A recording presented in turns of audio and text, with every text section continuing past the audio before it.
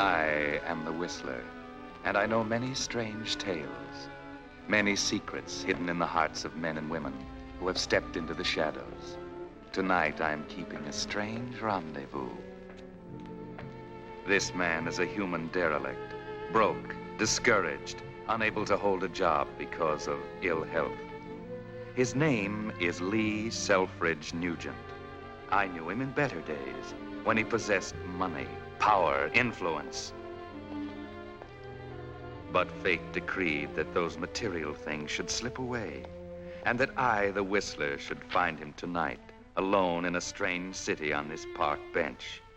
What can the future hold for a man like this?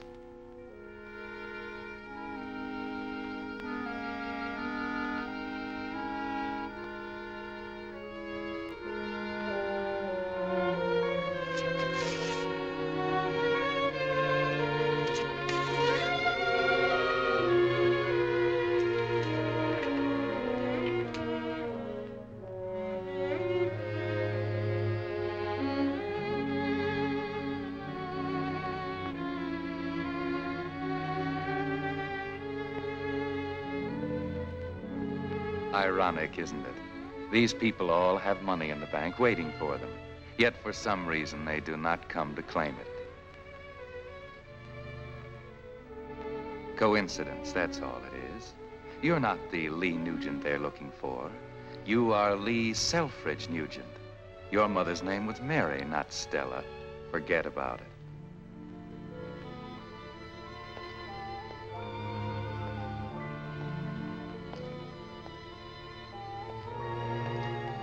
Desperation prompts this man to think that he can compromise with his conscience. We shall see how he fares.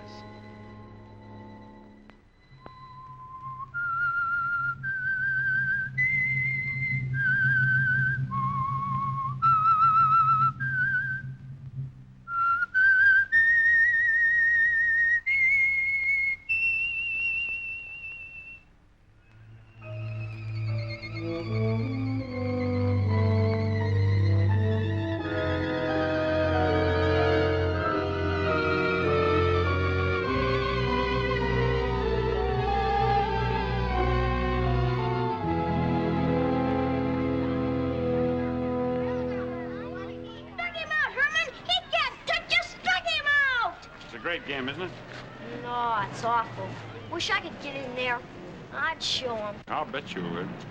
You watch him play every day? Sure, except on the days when I have to put the clinic. Gee, thanks. Herman! That's Herman. That is a good throw. Thanks. You know something? The clinic yesterday, a lady from Australia told me that maybe next year I could walk. And after that, maybe if I exercised right, I could even play ball. Say, wouldn't that be something? I'll say. Say, where'd the kids play ball before the building was torn down? What building? Wasn't there a building on this lot? No, it's always been just a lot. Oh. Well, goodbye, son. You're going to be a great ball player someday. Thanks. Come on, Herman. Give him another fast one. Come on. Good morning. If you're looking for a vacancy, there ain't any. If you're selling something, I won't buy it. And if you're begging, you can just run along. There's plenty of work for those that want it. I'm wondering about that vacant lot. How long ago was that building torn down that was on it? Wasn't torn down, it burned down. Burned down, huh? How long ago was that? Oh, long before I moved in this block, and I've lived here for 20 years. So you ain't one of them carnival fellas that's planning on putting one of them noisy merry-go-rounds on that lot, are you? I warn you, I won't stand for it. I had the police on the last one that tried it. Madam, I assure you, I'm not interested in putting a merry-go-round on that lot. But I am considering for a shooting gallery.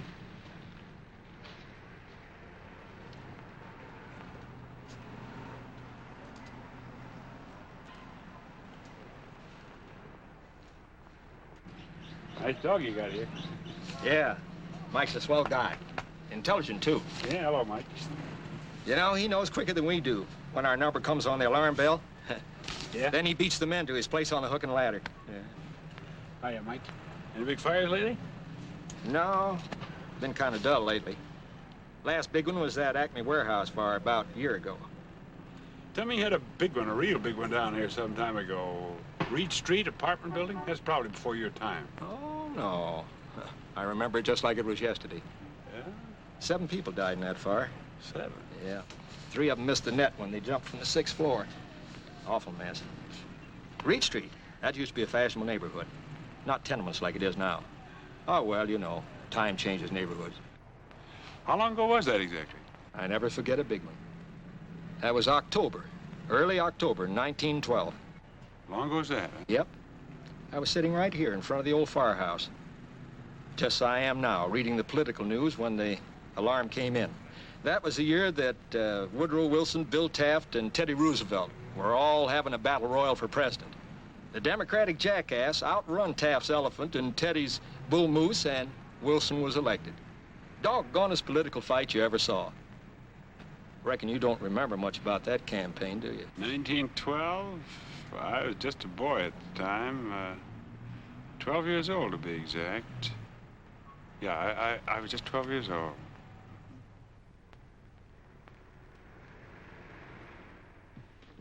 That's the file of the Daily Register for October 1912. I hope it helps you. I hope so.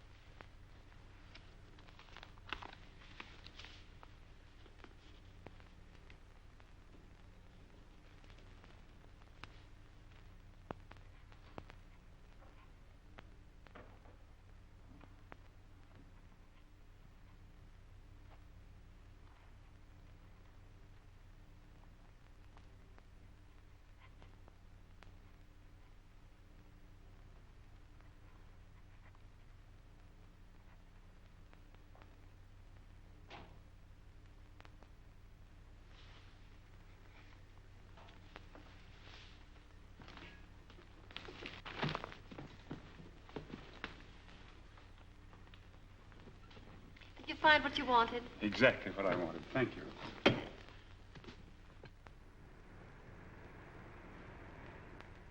I hardly think I can help you locate Lee Nugent. Our records show he was placed in a private home 6 months after the death of his mother and sister. Have you the name and address of the people who gave him a home? Yes, I do. Mr. and Mrs. Henry Carlson. They lived at 11816 Runnymede Street. But this information is of little value. Lee ran away from home, the Carlson home, in 1915 and hasn't been heard of since. Mr. and Mrs. Carlson died some years ago. I see. About Lee's father, have you any information regarding him? Only that he and Mrs. Nugent were separated and an effort was made to find them in 1912 when the boy became a ward of this society. There is a notation here that he was reported to be somewhere in South America at the time. I'm sorry, I can't give you any more information. Well, you've been very kind. Thank you very much. You're quite welcome.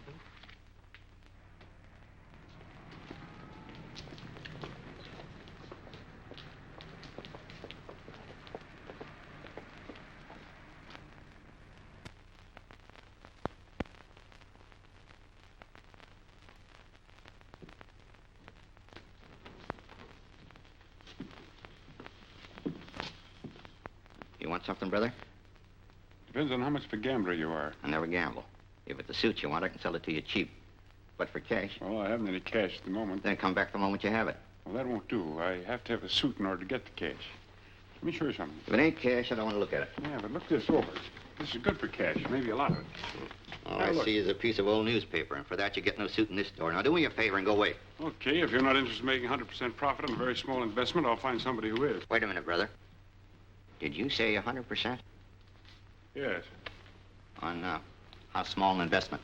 The price of a suit and enough money for food and lodging in a cheap hotel until I can claim a dormant account that's waiting for me at the Standard Savings Bank. Here, look.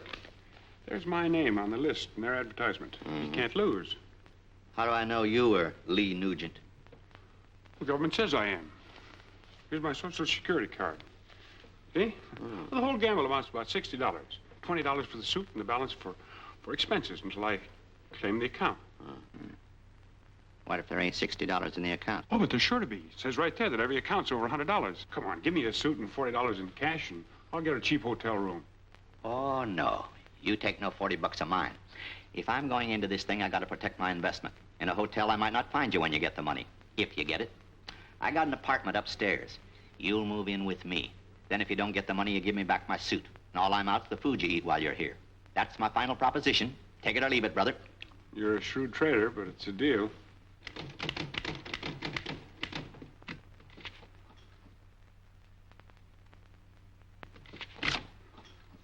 You going somewhere?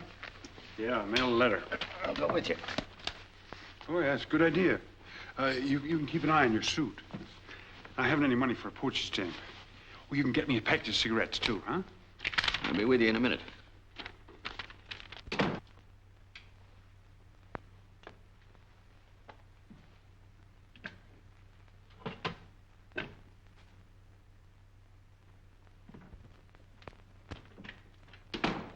Okay, brother, I'm ready.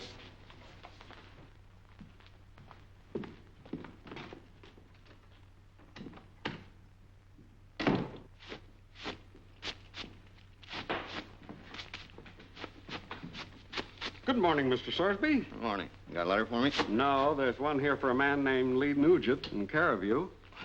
Do you know him? Yeah, he's staying with me for a while. I'll see that he gets it. Oh, okay.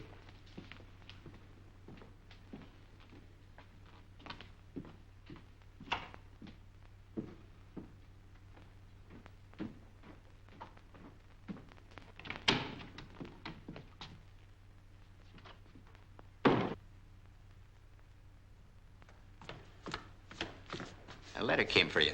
Put it on the table in the living room. I'll get it later. Listen, brother, how come you get mail at my place and I only met you yesterday? Well, it could be that I told some friends of mine that I'd be stopping here with you. What friends? You ain't talked to nobody since we made our deal. Oh, that was before I met you. Before you met... Sure, I knew that we'd shake a deal. You got a reputation in the neighborhood, you know, of always being willing to spend $1 in order to make 2. Yeah? Yeah. Well, get this straight, Nugent. I don't trust you, and I'm protecting my investment.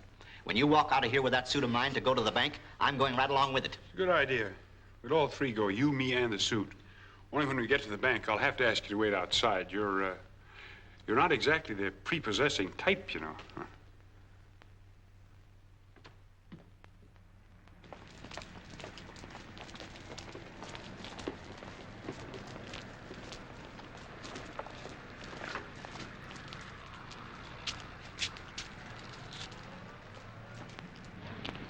Well, this is as far as you go. Oh, why can't I wait just outside the bank? Hey, listen, it's going to be tough enough for me to convince them that I'm Lee Nugent without you hanging out to spoil everything. But I can identify you. I'm a legitimate businessman. You're staying at my apartment. If I go in with you, it'll help your claim. Now, play it my way if you want to double your money back. Okay, but I'll be watching that bank door every minute.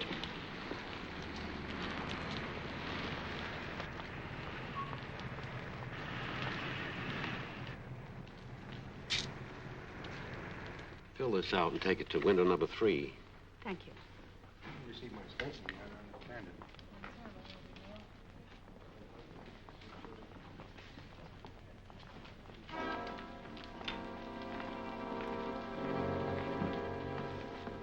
I'd like to inquire about the dormant accounts you're advertising. Right over at that desk, sir. Mr. Simmons will take care of it. Thank you. You take those drafts upstairs and check on those other accounts. I'll call you later. Simmons? Yes. May I help you? I think you can. I'm Lee Nugent. Come in, Mr. Nugent. Won't you sit down? Well, thank you.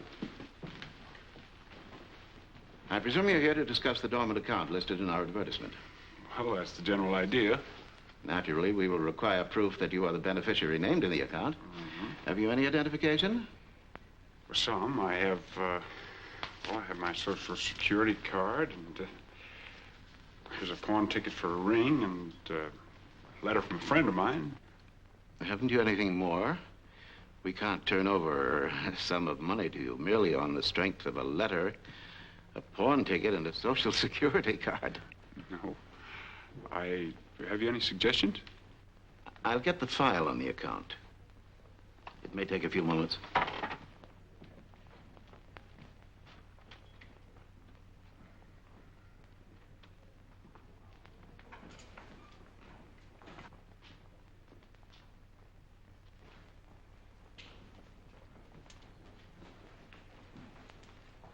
Is Mr. Simmons taking care of you all right? Oh, yes, everything's fine. He's going to get some papers. I see.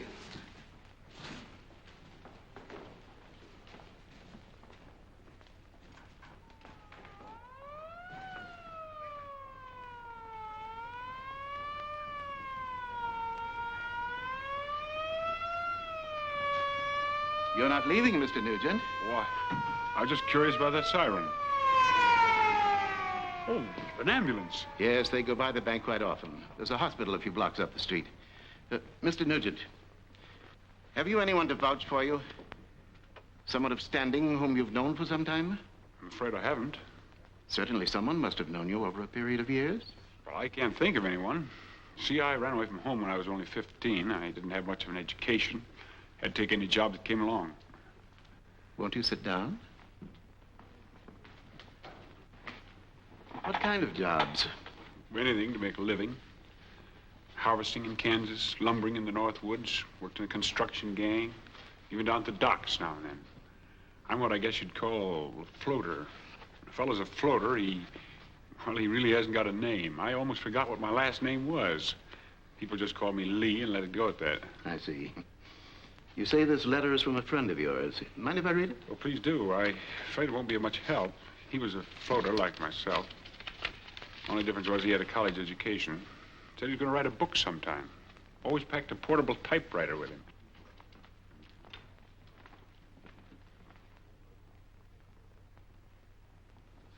Slim.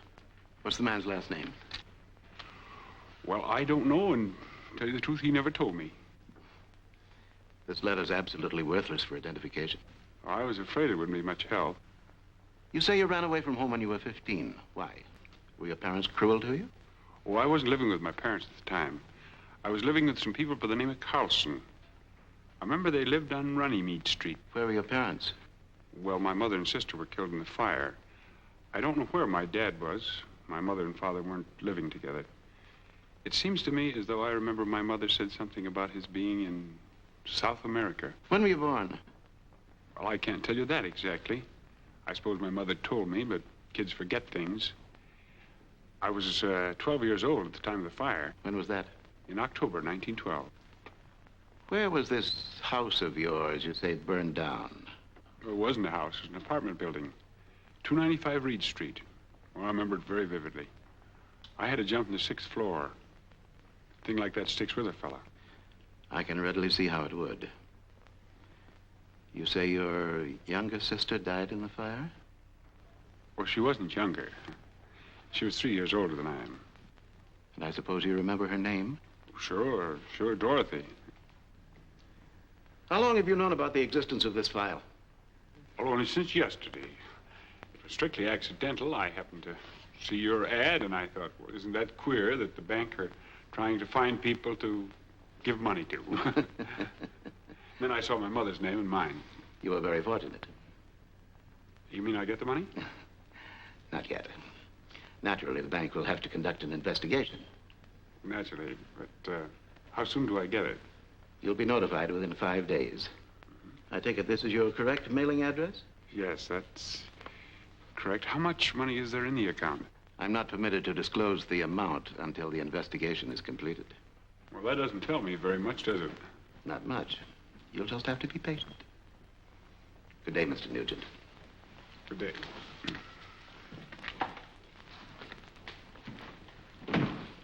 You get all fixed up, sir? Yes, thank you. Do you own one of those dormant accounts? Yes, what about it? Oh, nothing. I'm just curious to know why anybody would leave money laying in a bank for 20 years without claiming it. Well, I'm curious about that, too.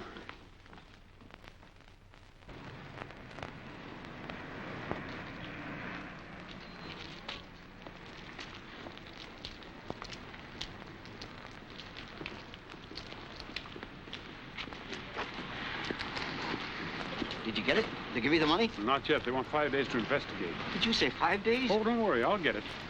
I gave them all the right answers. Maybe so, but I got to board you for 5 days. Don't forget, it goes on your bill.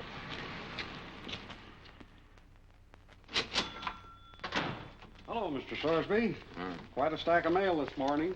Bills mostly, first of the month.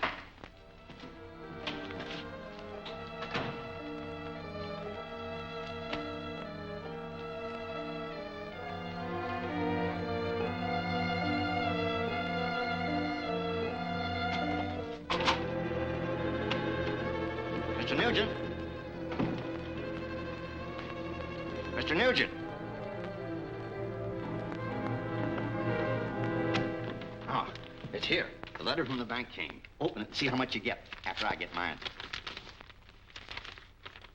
How much?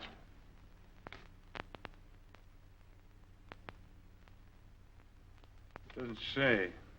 They want me to call at the bank again. Probably to ask me some more questions.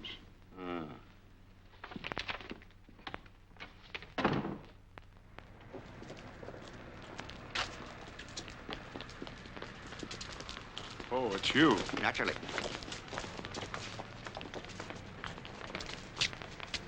Well, this is your observation post. Yeah, and don't forget I'm a very observant guy. I'll be in on the payoff.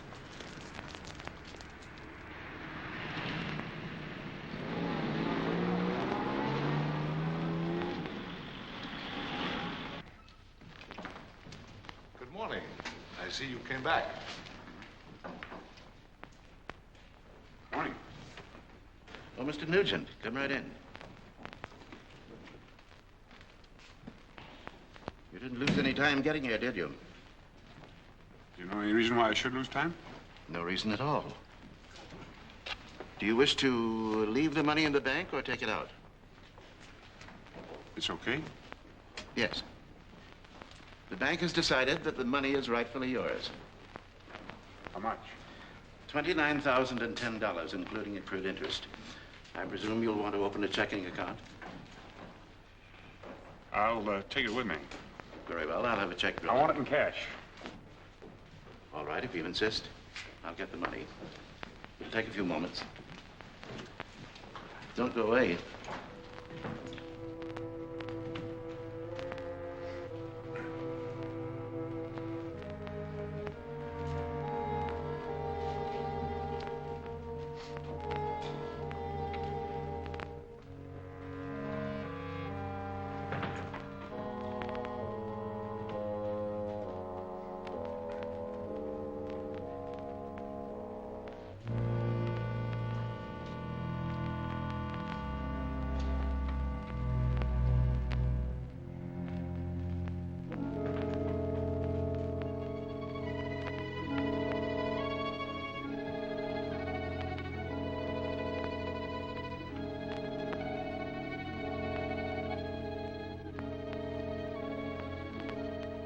What did he mean when he told you not to go away?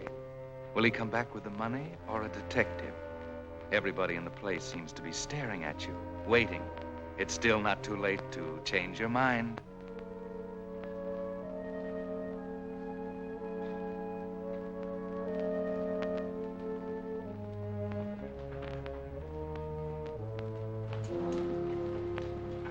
Well, Mr. Nugent, I guess this is a big day in your life. Everybody in the place is talking about it. Really? Yes, sir.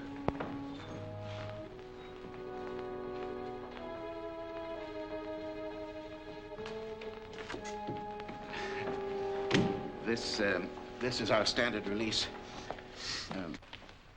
You seem nervous. Well, I am a little. $29,000 is a lot of money to a fellow that's broke. $29,000 is a lot of money, period. Sign here, please.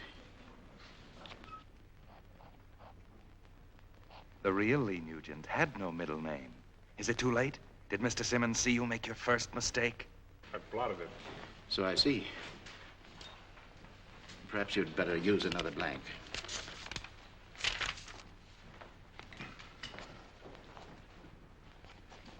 There you are. There you are, Mr. Nugent. You'll find 28 $1,000 bills and the balance in smaller denominations. Better count it. I trust you. Oh, take my advice and put most of that money in a safe place as quickly as possible. I will. Thank you, Mr. Simmons, and good day. Good day. Thank you.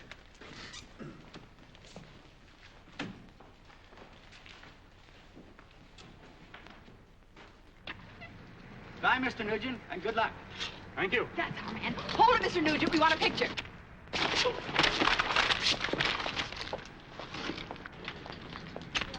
Don't be so bashful. Give us a big smile. Hey, give me that. Come on, give me Oh, that. no, you don't. Beat it. Okay, what's the idea of taking my picture? Because you're Lee Nugent. You've just come into a big fortune. That's news, and I want a story. I'm Pat Henley of the Daily Register. How does it feel to be so rich?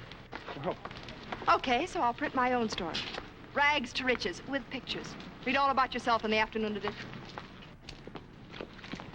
I saw you duck behind your hat. Were you trying to shake me? No, don't be silly. I was trying to get rid of that girl reporter and her photographer. Oh, no kidding. Well, why didn't you hold them here so I could get in the picture? After all, I'm your financial backer. Hey, did you get the money? Yeah, I got it. How much? Considerable. Well, how much? There's $100. I guess that squares us, huh? $100. Lee Nugent, you're an honest man. That's why I trusted you. There's never a suspicion. Tonight, we'll celebrate, huh? Nah. I know just the place to go. No celebration. Our little transaction's ended. This is where we split up. Oh, ain't you coming back to get your things? What things? Oh, that's right. I forgot you ain't got no things. Well, so long. Goodbye. Yeah, I guess I kind of ruined your stock and trade, didn't I? You couldn't help it, Mr. Nugent. How'd you know my name? I heard the lady call you Lee Nugent, and so did the gentleman that just left. That's right. I guess I'm a little bit jittery. Hey, are you scared of something? What makes you think I'm scared? I've been carrying this tray around the streets for a lot of years. I study people's faces. I generally know when they're scared. This time you're wrong. I haven't a thing in the world to worry about. Not a thing. Wonderful feeling. So here. Here's $10 for any of the damage that I might have done. Gee, thanks, Mr. Nugent. Thanks very much. Hey, tell me, what's the best hotel in this town? Why, the Ramsey Arms over on Shoreham Avenue. Where can a guy get a couple of good suits? Well, you can't beat the Edward shop on 5th Street. I'd say thanks. Say, well, what's your name? Just plain Smith. Most people call me Limpy on account of my game leg. Well, good luck, Limpy. Thanks, Mr. Nugent.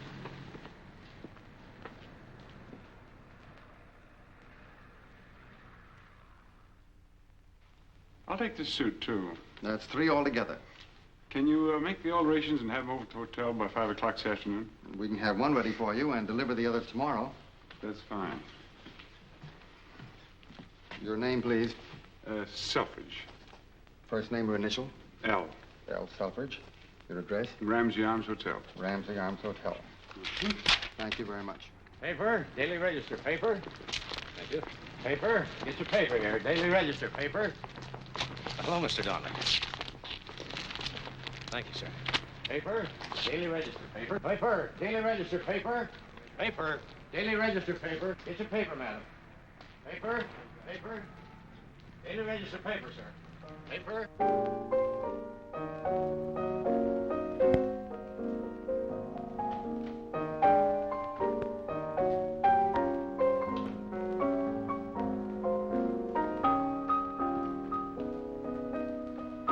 Nugent's in town.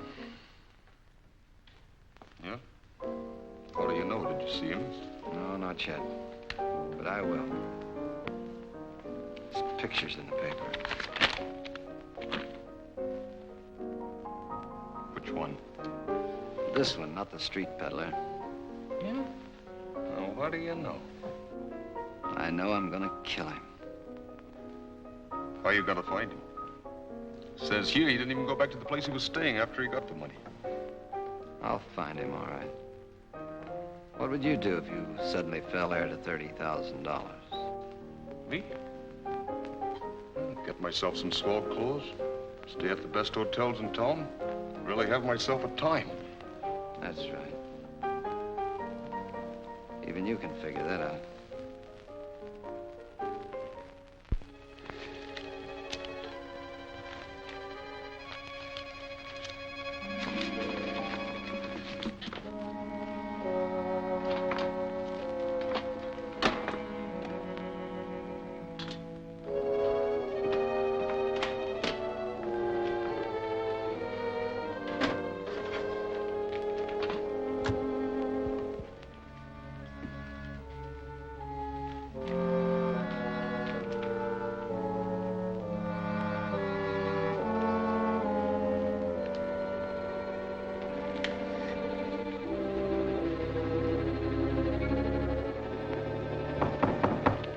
Come in.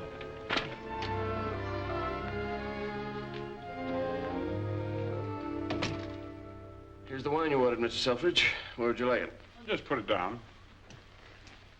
An opener, will you, please? Yes, sir. I brought you an evening paper, too. Oh, thank you. There's a story in there about a lucky stiff who got 30,000 bucks that he didn't even know he owned until he read the ad in the paper. Certainly was lucky. Yeah. He was just a drifter. Didn't have a dime. Something like that should happen to me. Would you care to pay for the check, Mr. Selfridge, or sign it? No, I'm a pay-as-you-go man. Oh. It's all right. Keep the change. Thank you, sir. Thank you very much. Say, by the way, what's the name of a good nightclub in this town where the food is perfect and the entertainment isn't too bad? Oh, that's easy. The Club Royale is the spot for a man who likes the best. Fine, I'll try it. You're feeling pretty confident, aren't you, Lee?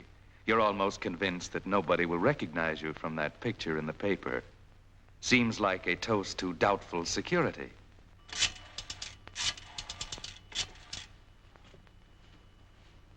Let me speak to Eddie Donnelly. Hello, Donnelly. This is Sellers, bell captain at Ramsey Arms. That party you were asking about checked in here this afternoon. Yes? Are you sure? Positive. He registered as L. Selfridge. He's going to have dinner at the Club Royale. Thank you.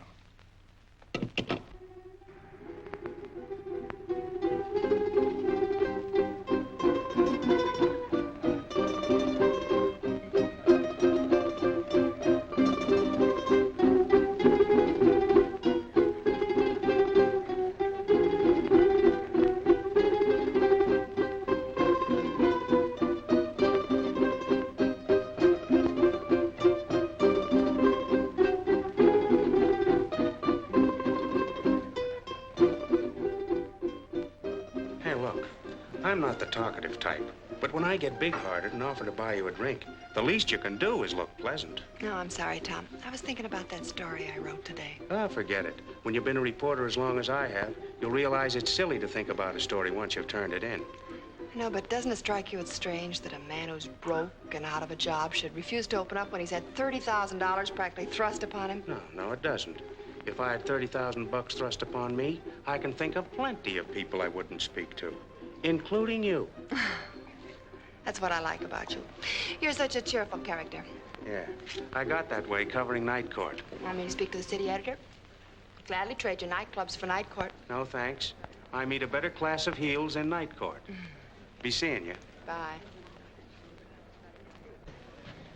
Good evening. Evening.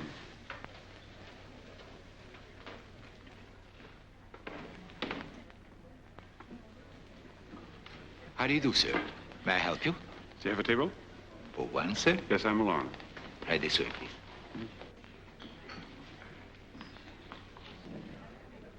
Oh, nice. Thank you. Never mind the menu. I want the best dinner you've got in the house. All the trimmings. I'll leave it to you. Excellent, monsieur. You will not regret the confidence you have placed in me. Thank you.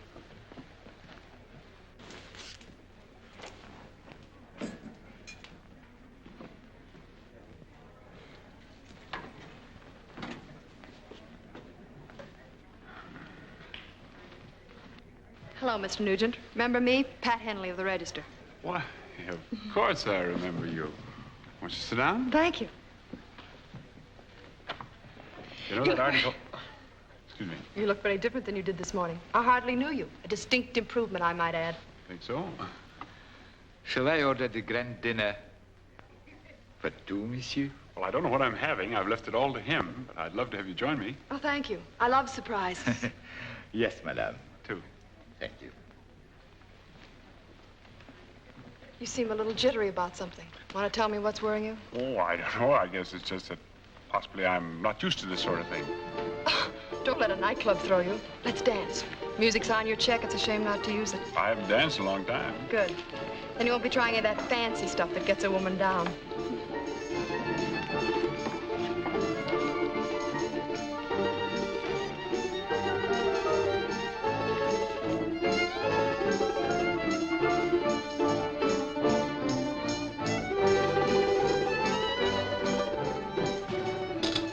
Please.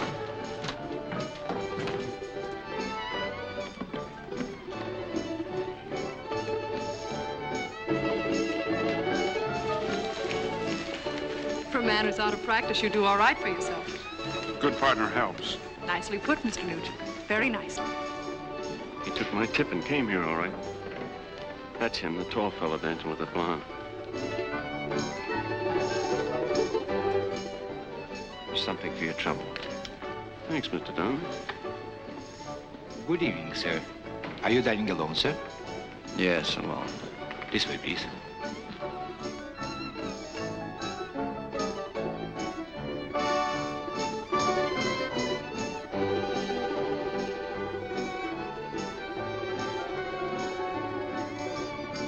Do you wish to order now, sir? No, not now. Yes, sir.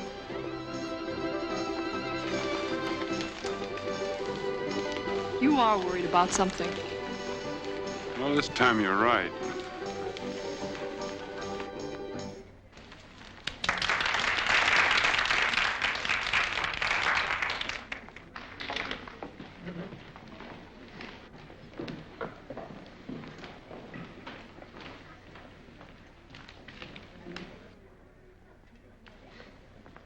Friend of yours? Never saw him before in my life.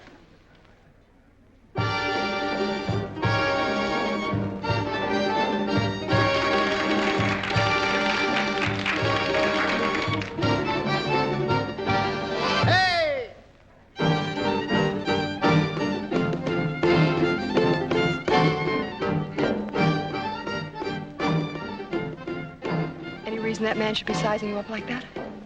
There might be. Well, are you going to tell me about it, or do I have to ferret it out for myself?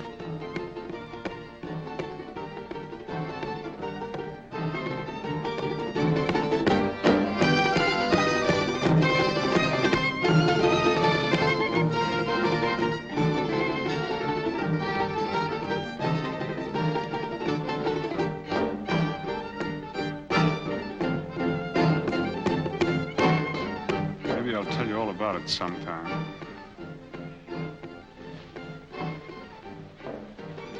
Right now, I want you to do me a favor. Take this money and pay the bill. I'm leaving. Oh, isn't that kind of silly? If that character's really after you, we'll have somebody waiting outside. I'm not leaving by the front door. I've got a better idea. I'll get to a telephone call half a dozen nice, friendly cops I'm personally acquainted with. That's no good. This man probably is a detective. So you had a reason to be camera shy. Yes, I did. Tell you all about that sometime. I suppose I won't see you again. Oh, yes, well, I'll call you at the newspaper office.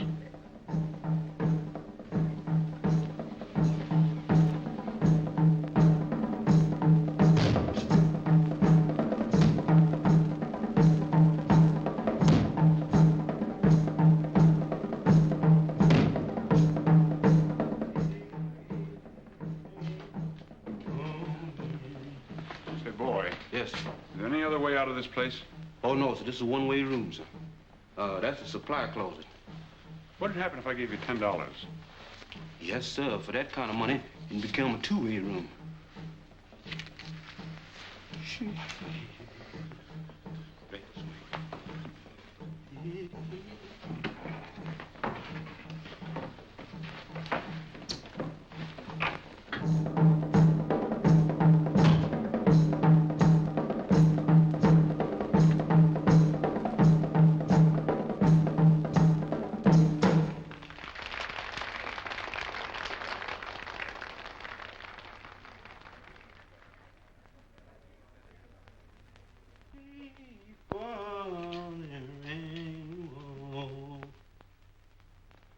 I do, sir.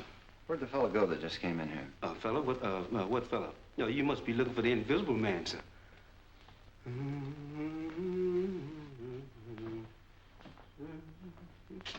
Supply closet, sir.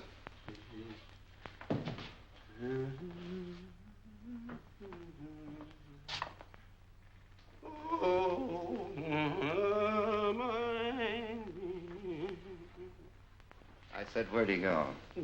Go? No violence, sir. The gentleman just pushed $10 worth of emergency exit. See here, look. Look at that.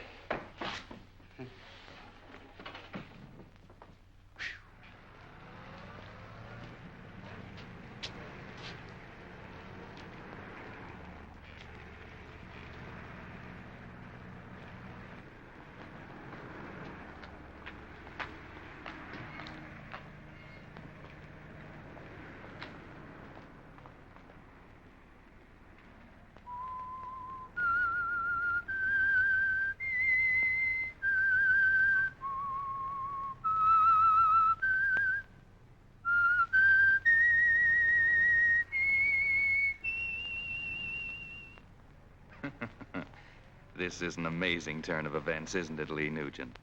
You went to infinite pains to prove that you were the man to whom the money belonged. And now you are hunted. Is it by someone who may know of the fraud you perpetrated?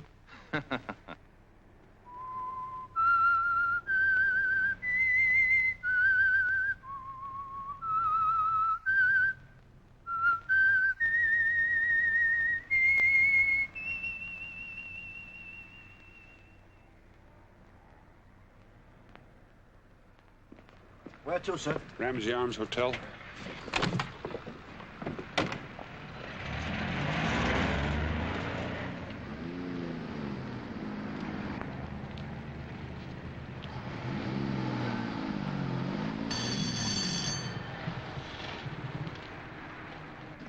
Limpy, what's the idea? Don't ask questions. Tell the driver not to stop at your hotel. Keep right on going, driver, until I tell you to stop.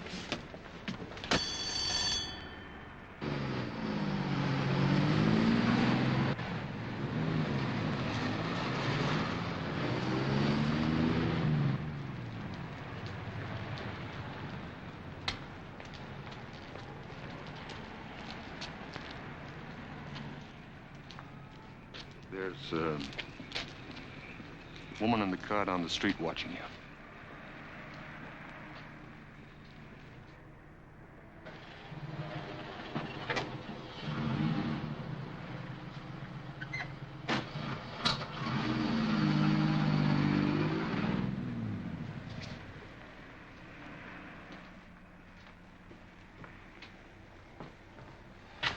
Look, Mr. Nugent, I was passing your hotel peddling my merchandise, and I spot a couple of hard-looking guys asking Pete, the doorman, if a Mr. Selfridge had got back yet. He said he hadn't. I didn't think anything of it. Then these guys moved down to a doorway, and they started gabbing. So I eased over to them. And from what I heard, I tumbled that you were Mr. Selfridge. What'd they say about me? Well, one of them was telling how you got away from him at the Club Royale. He said he was going to get you anyway. He had a kind of a crazy look in his eye. How'd you happen to head me off? I started watching the traffic coming from the direction of the Club Royale. Boy, it was a lucky thing I spotted you in that cab. Yes, it was lucky. What are they after you for? Is it something to do about that money you got in the bank? Tell you the truth, I don't know. Why don't you go to the cops? Because there are complications. Oh, I didn't mean to get personal. Haven't you got any plans? Yes. I'm getting out of town for a while. Do you know anything about the trains this time of night? Oh, you wouldn't stand a chance without a reservation. Your best bet is a bus. There's 2 or 3 of them leaving the terminal at 8th and Main around midnight. Good. You say you know the doorman at the Ramsey Arms? Sure, I stop and kid with him almost every night. Do you know him well enough to get in my room and get something for me? I can't leave without it. Well, I can get by Pete, all right, but there's a couple other things to consider. Those 2 guys waiting for you on the outside, and the night clerk and the elevator boy on the inside. I know another way, though. How? Through the service entrance. Good. Here's the key to room 412. On the ice box, at the bottom of the freezing unit, you'll find a tin box. You bring it to me at the bus station. I'll make it worth your time. Oh, don't worry about that. I'm only too glad to help you. I haven't forgot the $10 you gave me this morning. You put this thing over for me, and there'll be 50 in it for you. Gee, $50? I haven't got much time. It's 11:15. I'll meet you on a bench at the bus station. I'll be there, Mr. Nugent.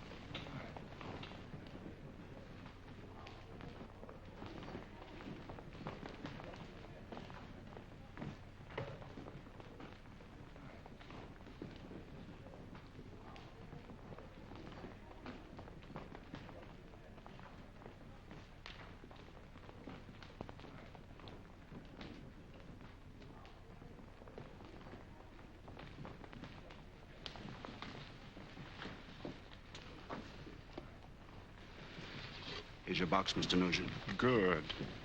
Anybody see you get it? I don't think so. I didn't see anybody. I brought one of your hats, too. Got kind of crushed, but I figured you might need it. Swell. You think of everything. Here, here's your 50. I hate to take this, Mr. Nugent. It wasn't worth it. Oh, yes, it was. Any idea what is in this box? Yeah. $28,000 in cash. I couldn't help seeing it. The box flew open when I pulled it out. You still brought it to me? Why not? I like to think that you're my friend. You better be getting on your bus now. Say, look, I bought a lot of swell clothes yesterday. They'll be delivered tomorrow. My room rent's paid in advance. I want you to have them. You got the key. Go on in there tomorrow and take out everything. I couldn't use them, Mr. Nugent. I found out a long time ago that it doesn't pay to look prosperous in my business. I'll take care of them for you till you get back, though. Look, if you ever need me, I got a room at 410 Poconoke Street. The street was named after an Indian, so they say. You can't forget a name like that, Poconoke. Well, I'll be going now. Good luck, my friend. Don't forget, 410 Poconoke Street, room 8. I won't.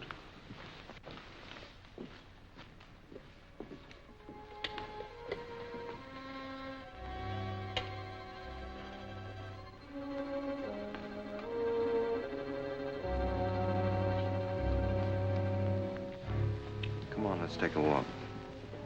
What's the idea?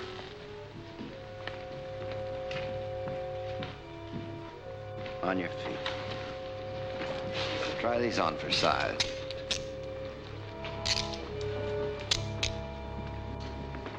What's in that box? Money. I'll let you keep it on you until you get to headquarters. Why am I being arrested? I suppose you don't have the slightest idea. Or maybe you're trying to tell me that you're not Lee Nugent. I'm Lee Nugent, all right. The money's rightfully mine. Who says it isn't? I'm picking you up for murder. Murder? Maybe you've forgotten all about the policeman you killed in Chicago. So that's why you didn't claim it. What's that? Look, I'm not the man you want.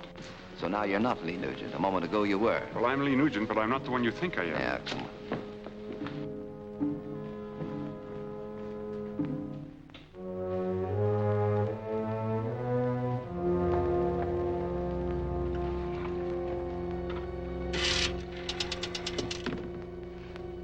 Give me the night editor, please.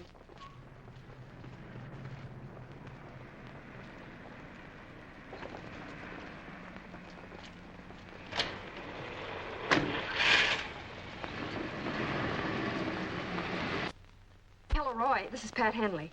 I'm at the Central Bus Terminal. A detective just picked up Lee Nugent, who collected that dormant account this morning. Yes, I'll follow through at the police station and call you from there.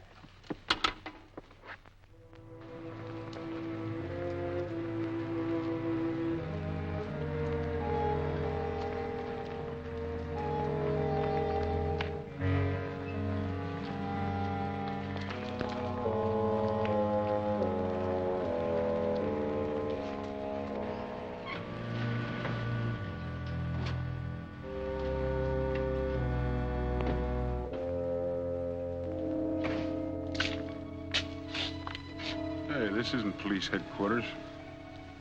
And you're not the police. What's this all about? You'll find out. Inside.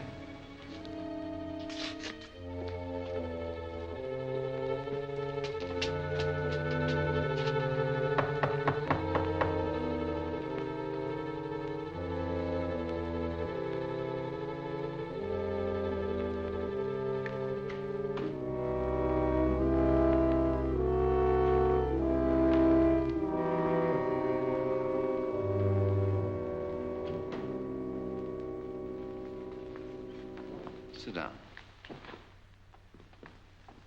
I'm Eddie Donnelly. Does the name mean anything to you? Then I'll refresh your memory. Joe Nugent, your father, was my father's partner. Your old man turned crooked, ruined the firm, then disappeared and let my father take the rap for him.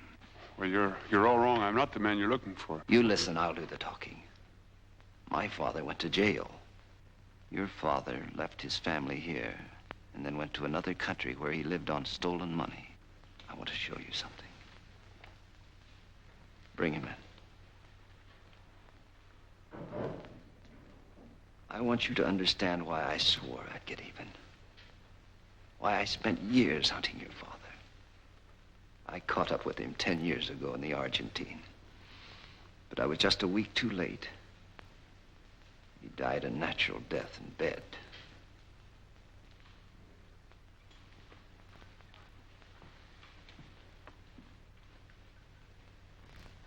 This is my father.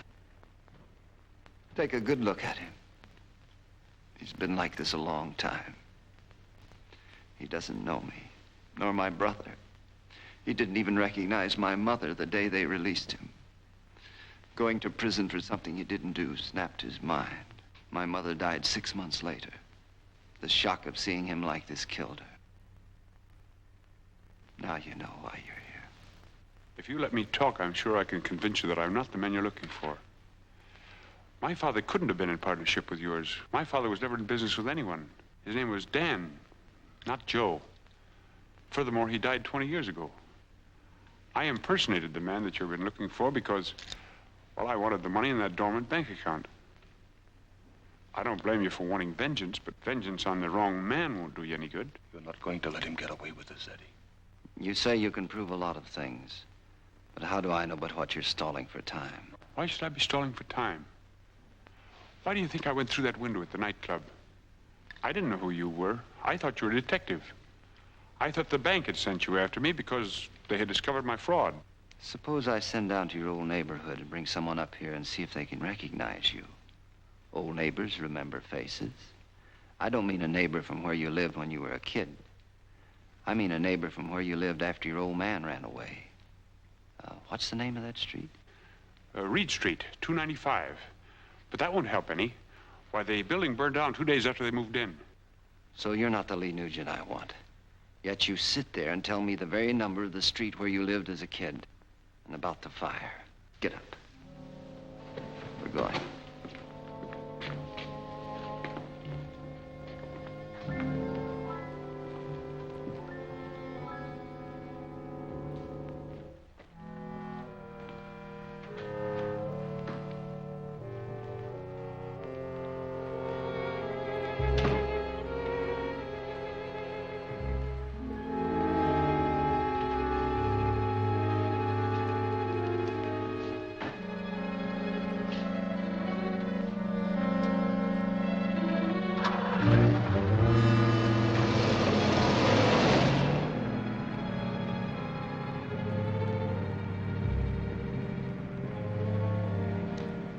I suppose you're wondering how you're gonna die. Maybe you think I'm gonna shoot you and it'll be over all of a sudden. But it's not gonna be like that, Nugent. I've had a lot of time to think what I was going to do when I found you. My father might as well have died because of what your old man did to him. It would have been better if he had. But only his mind died in prison. And I've arranged to do as much for you. Or you will die, all right. But your mind will go first.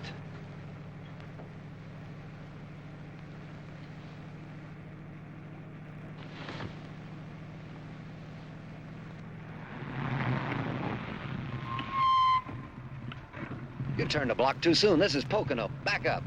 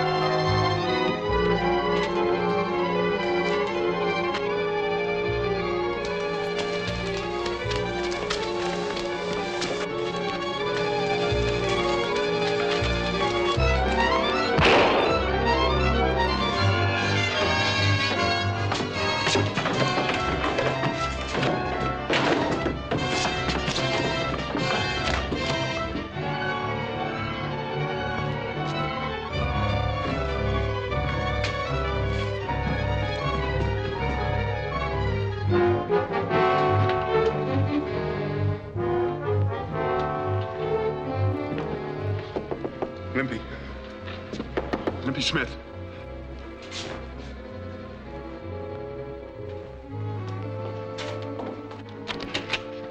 Why, Mr. Nugent, what's the matter? They're coming for me. I've been hit. Would you help me? It'd be better for me if I let them get you. Then I'd be safe. What do you mean? I'm the man they're after, only they don't know it. They've been trying to find me for years. But they never gave a tumble to Limpy Smith, the peddler. You see, I'm the Lee Nugent you've been pretending to be. The one they really want to kill. You are Lee Nugent? Yes.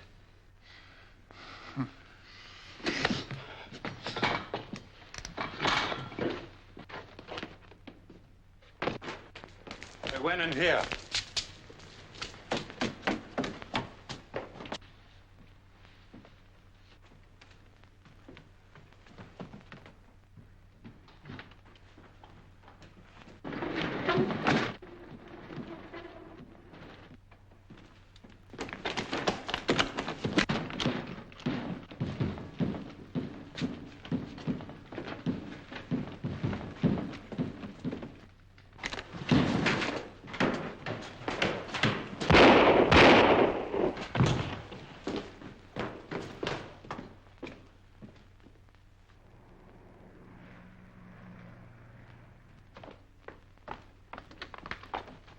Excuse me.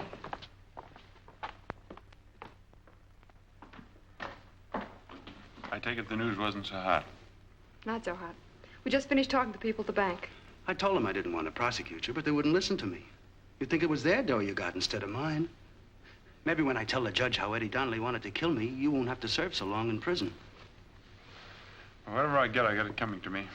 Oh, here. This money's yours. Oh, no, my money's in the bank. What? Sure. You see, I wasn't going to be sucker enough to let you get away with it, so I took it out of the box when you sent me for it. I hope you don't mind.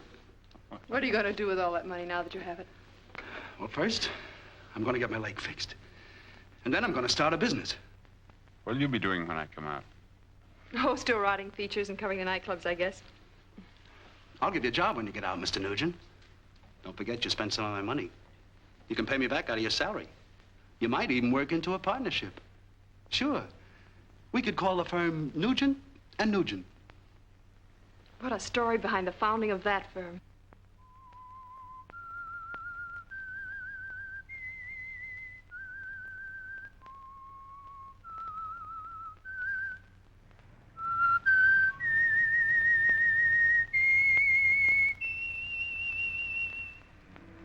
Yes, the amazing story of how fate dealt with Lee Selfridge Nugent, who learned the hard way that there is no compromise with conscience. Now he will pay his debt to society.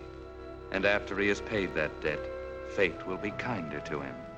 I know, because I am the Whistler.